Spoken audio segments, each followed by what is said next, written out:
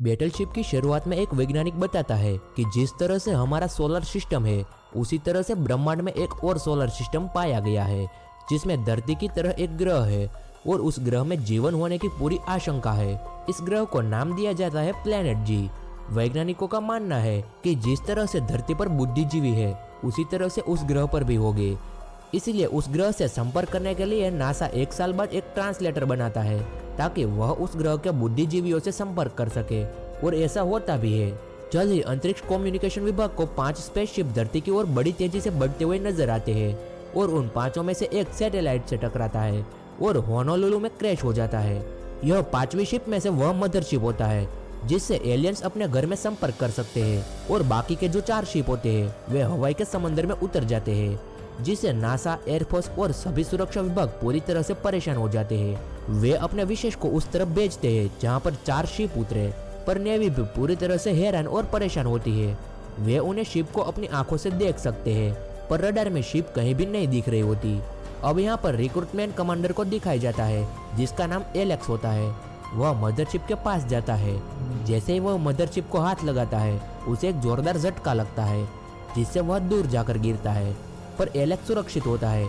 इसके बाद मदरशिप से एक रोशनी निकलती है, आसमान में एक फ्लैश होता है और इन शिप के चारों तरफ एक बहुत बड़े एरिया में एक सुरक्षा कवच बन जाता है। इस कवच के अंदर नेवी के सारे शिप होते हैं, कुछ शिप बाहर भी होते हैं। इसके बाद एयरफोर्स आती है जो इस कवच पर फायरिंग करती है, पर इस पर मिसाइल या बम का कोई असर नहीं होता।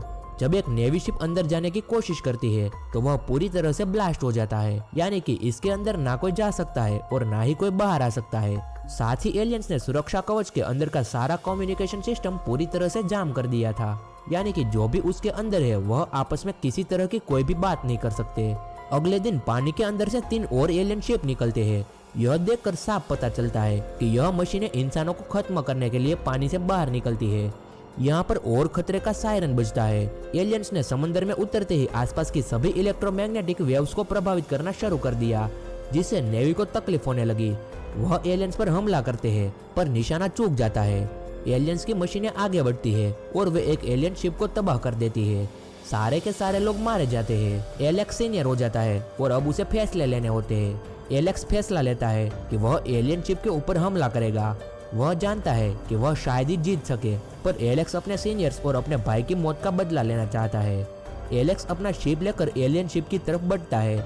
जब वह शिप देखता है कि इलेक्ट्रॉनिक्स की तरफ बढ़ रहा है तो वहाँ एलियन शिप के ऊपर हमला करता है। एलियन समझ जाते हैं कि यह हमारे लिए खतरा है। एलेक्स अपने आधुनिक हथियारों से उस बीज को पूरी तरह से ब्लास्ट कर देता है। इसके बाद वह निर्णय लेते हैं कि उन्हें समंदर में डूबना होगा। उनकी बात माननी पड़ती है। वे अपने शिप को मोड़ लेते हैं और देखते हैं कि एलियंस उन पर हमला नहीं करते क्योंकि वे उन्हें खतरा नहीं मानते। एलेक्स और उसके साथी अभी भी उस स्थिति में होते हैं जो उच्च सुरक्षा घेरे के अंदर है। एलियंस ने अपने लिए सुरक्षा कवच बनाया है। यहाँ पर एलेक्स और उसके साथियों को एक शिप मिलता है जो सैटेलाइट से टकरा गया था। इसका मुखौटा हटाते ही पता चलता है कि यह इंसानों की तरह दिखता है। यह एलियन आधा इंसान और आधा मशीन होता है। वह एलेक्स का चेहरा पटकर अपनी फिंगर उसके माथे पर टच करता है। दरअसल वह टेलीपैथी के जरिए उससे कनेक्ट हो जाता है। वह एलेक्स को दिखाया जाता है कि किस तरह से उन्होंने पहले भी दुनिया को खत्म किया है।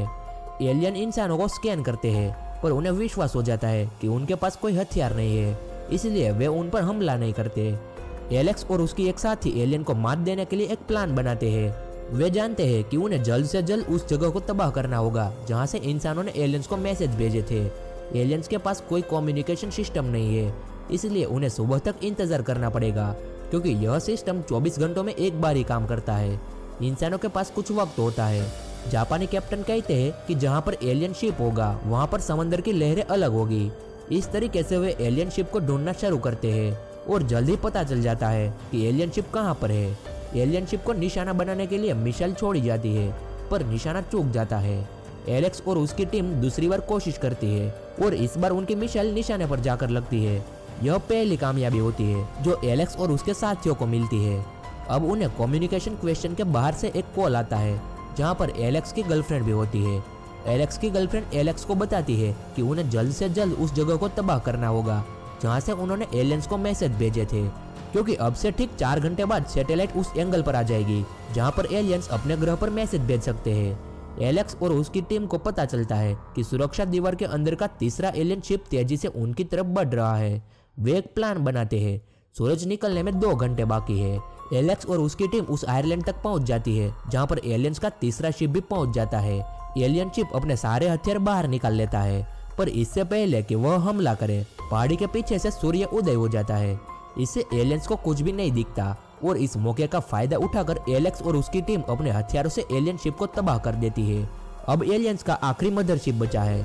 एलेक्स और उसकी टीम उस पर भी हमला करते हैं। एलियन शिप को बहुत नुकसान पहुंचता है और आखिरकार वे पूरी तरह से नष्ट करने में कामयाब हो जाते हैं। इस तरह से इंसानों की जीत होती है। एलेक्स की गर्लफ्रेंड को पसंद नहीं करने वाले लोग अब उसे पसंद करने लगते हैं और उसे लंच पर इनवाइट करते हैं। फिल्म यहाँ पर खत्म हो जाती है। पोस्ट क्रेडिट सीन में दिखाया जाता है कि 3 स्कूल के बच्चे को एक स्पेसशिप का हिस्सा मिलता है। बैटलशिप 2016 में रिलीज हुई थी। इसने $250 मिलियन की कमाई की थी। वीडियो अच्छी लगी हो तो इसे लाइक करें और ऐसी मूवी एक्सप्लेन वाली वीडियो हमारे चैनल पर मौजूद है, जाकर जरूर चेकआउट करें।